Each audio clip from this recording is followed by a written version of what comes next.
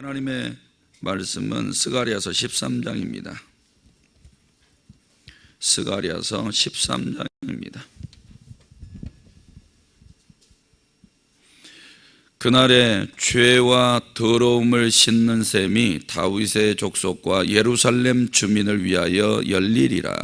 만군의 여호와가 말하노라. 그 날에 내가 우상의 이름을 이 땅에서 끊어서 기억도 되지 못하게 할 것이며 거짓 선지자와 더러운 귀신을 이 땅에서 떠나게 할 것이라.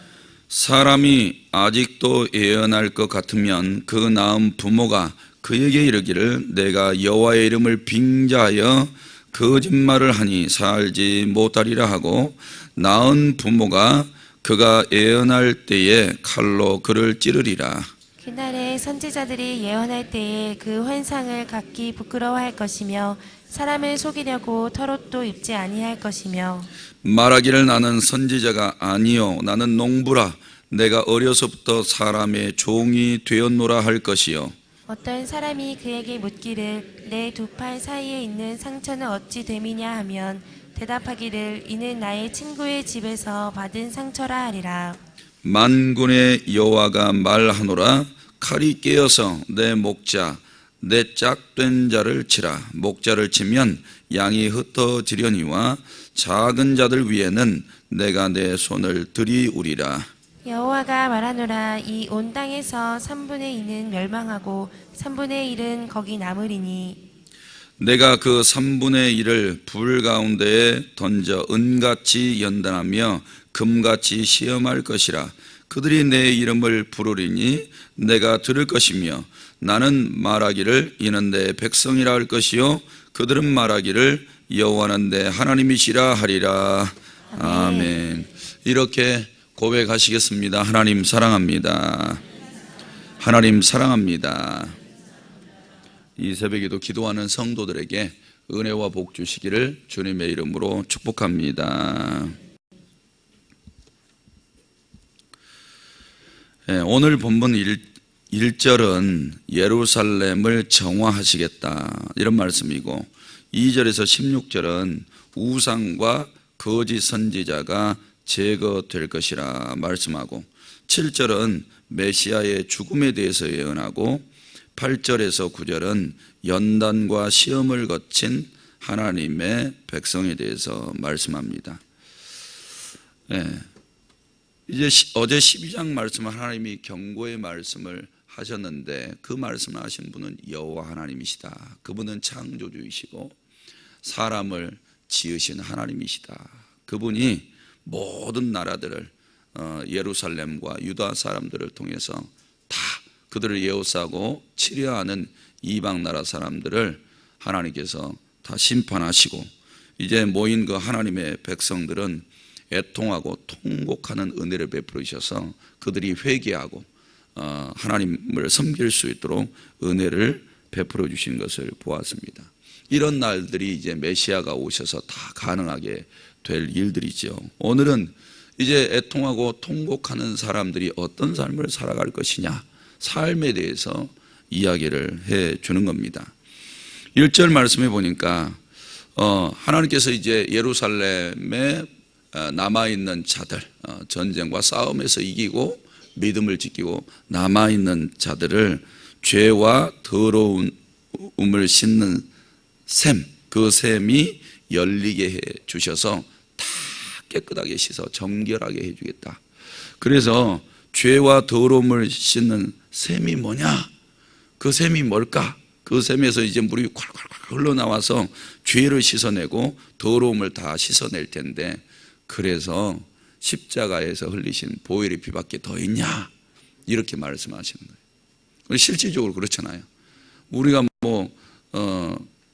100m 그 이상을 파가지고 물을 퍼 올려서 몸을 씻는다고 해도 죄가 씻어지는 건 아니잖아요.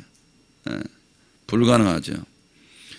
사랑하는 성도 여러분, 이 죄의 문제는 굉장히 심각한 문제예요. 이 죄 하나 때문에 결국에는 사람이 더럽게 된 겁니다. 더럽게 됐기 때문에 거룩하신 하나님 앞에 설 수도 없는 거고, 하나님이 이 지상에 특별하게 창설하신 에덴 동산에서도 거할 수가 없었어요. 추방, 만약에 그들이 죄 때문에 에덴 동산에서 산다라 그러면 하나님 나라의 하나님 동산으로서의 의미가 없는 거예요. 이 죄의 문제가 해결이 안 되고 천국 들어간다. 거기 천국입니까? 지옥이죠. 그래서 가정이나 삶에서도 항상 문제는 죄 때문에 벌어지는 거예요. 죄. 이 죄가 사람의 몸뚱아리만 더럽게 하는 게 아니고 마음과 영까지 더럽게 해요. 그리고 그 사람이 살아가는 인생도 더럽게 하죠. 교회가 봐보세요. 항상 문제가 생기는 원인이 뭘까요? 죄예요. 더러워진 사람들. 그런 사람들 때문에 교회가 항상 문제가 있고 바람잘 날이 없는 거죠. 국가는요. 국가가 많이 어렵잖아요. 누구 때문에 어려울까요? 죄와 더러움을 씻어내지 않는 사람들 때문에 그런 거예요. 그러니까 이 죄의 문제가 해결이 안 되면 한 사람도 천국 못 가요. 한 사람도. 생각을 해보세요. 지구상에 예수님이 안 오셨다. 지구가 어떻게 될까요? 깜깜하죠. 흑암의 권세. 죄가 가득한 그냥 별 중에 하나일 뿐이에요. 절대 그곳이 천국이 될 수 없어요. 그냥 지옥 자체이죠. 메시아라는 분이 지구 가운데 들어오셨기 때문에 지구가 소망이 있는 거고, 그 가운데 살아가는 사람들 10년 가운데 이 메시아 예수 그리스도가 오셨기 때문에 그 사람들에게 소망이 있는 줄로 믿습니다. 근데 단순하게 오시기만 해서 되시냐? 아니에요. 그분이 오셔가지고 하시는 일이 더러워진 사람들을 정화시키는 거예요. 깨끗하게. 그걸 뭘로 했냐?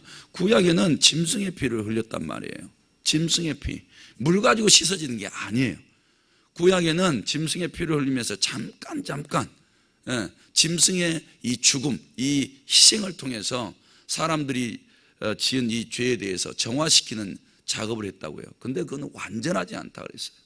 씻어도 잠깐일 뿐이지 완전하지는 않았어요. 그런데 이제 메시아가 직접 오셔서 십자가 위에서 흘리신 이 보혈의 피, 그 피는 완전하게 씻어내요. 물 가지고도 안 되고 짐승의 피 가지고도 안 되는 것을 완전히 해결해 주세요. 그래서 이 보혈의 공로를 힘입어 죄사함 받는 자들은 죄의 문제와 더러워져 있는 우리의 영혼까지 씻어내는 정화 작업이 되어지는 줄로 믿습니다.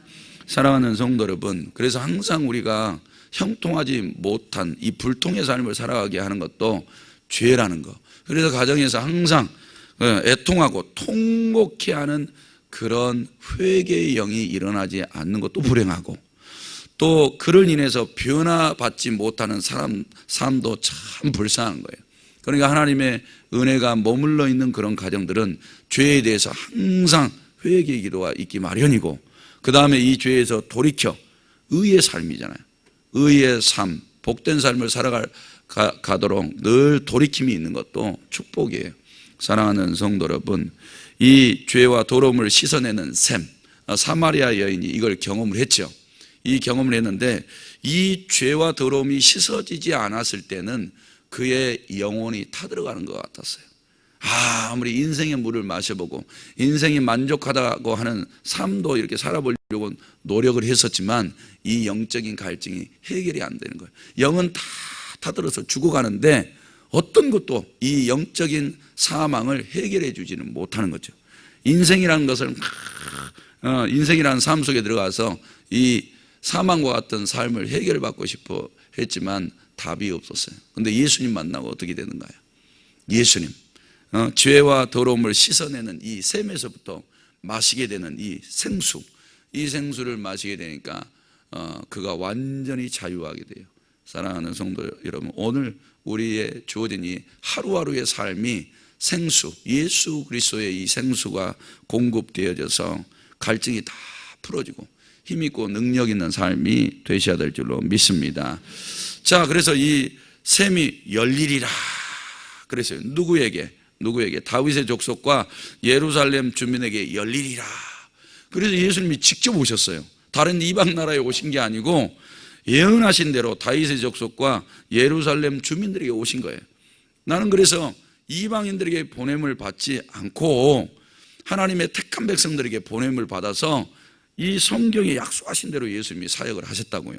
그렇게 사역을 하셨는데 2절 말씀에 보니까 한번 봐보세요.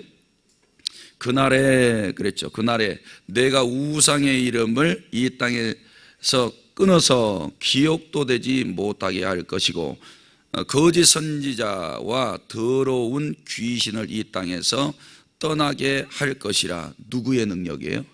예수 그리스도의 능력이에요. 이제 그 샘에서 흘러나오는 보혈의 능력, 보혈의 능력으로 우리는 사망의 권세라 할지라도 능히 이길 줄로 믿습니다. 세상 우상도요, 이 보혈 앞에는 꼼짝도 못해요. 이 보혈은 봐보세요. 죽이는 거예요, 살리는 거예요? 다 살려내죠. 이 보혈이 임하시면 죽어있는 자도 다 살려낼 수 있어요. 죄는 사람을 죽이잖아요. 우상은 사람 못 살리잖아요.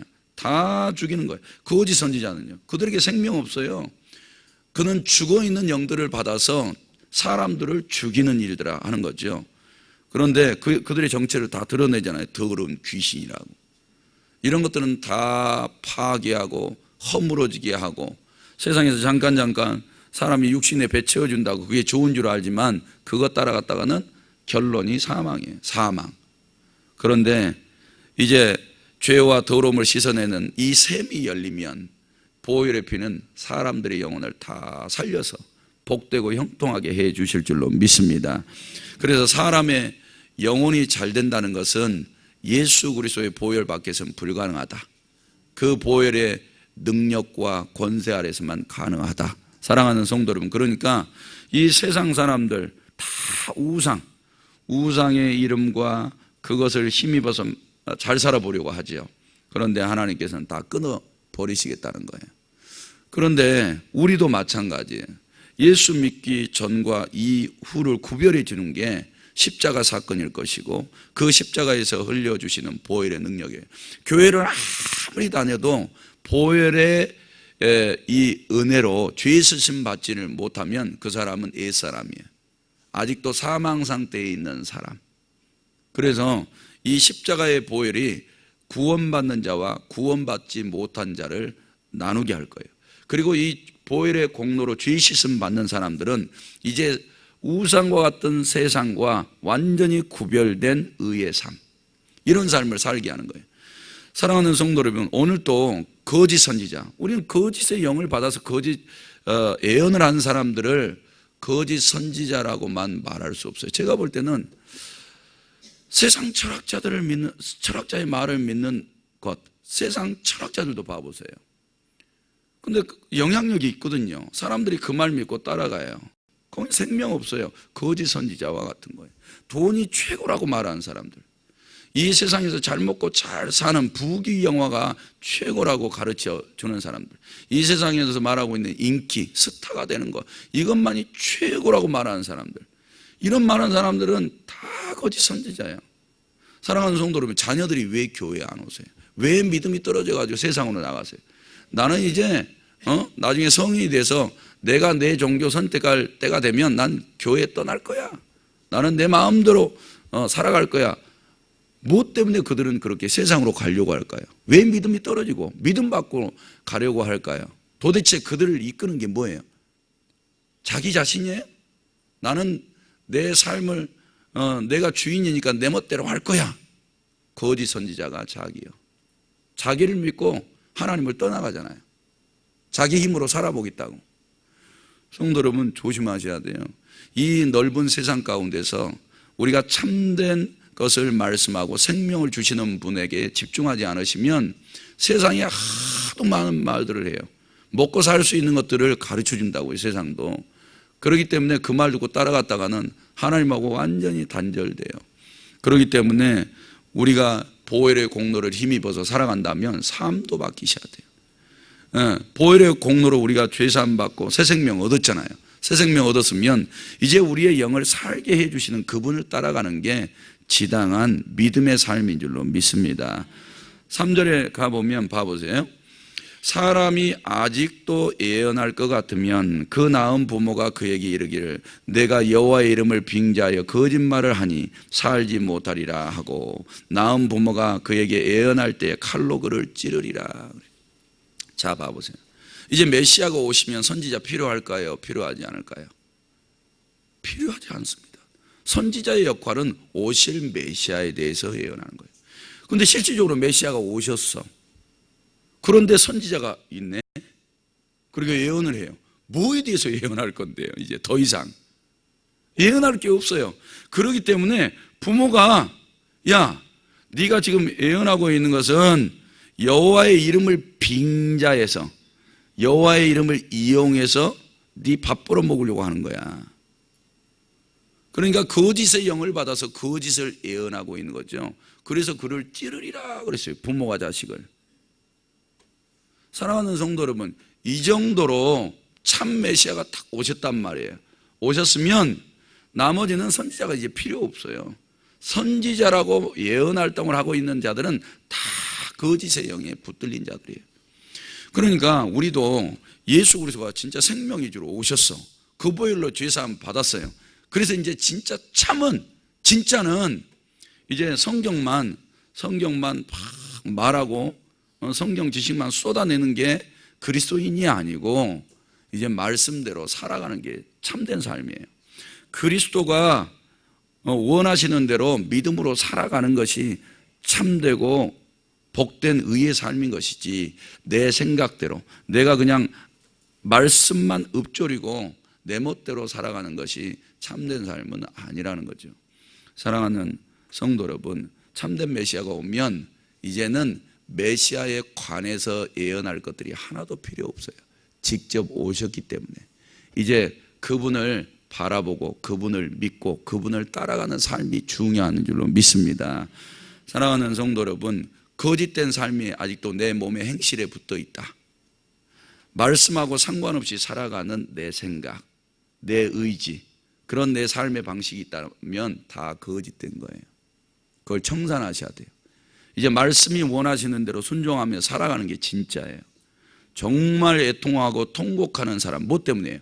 씻어내지 못했었던 이 죄와 더러움, 이제 이것을 보혈의 피를 의지해서 다 씻어내는 삶이라면 진짜 참된 삶을 살아가야 된다는 것이죠. 그걸 뭘로 드러낼 거예요? 열매로. 열매, 말씀이 나타나는 열매가 있는 삶, 그런 삶으로 우리가 하나님의 자녀인 것을 증거하라는 거죠.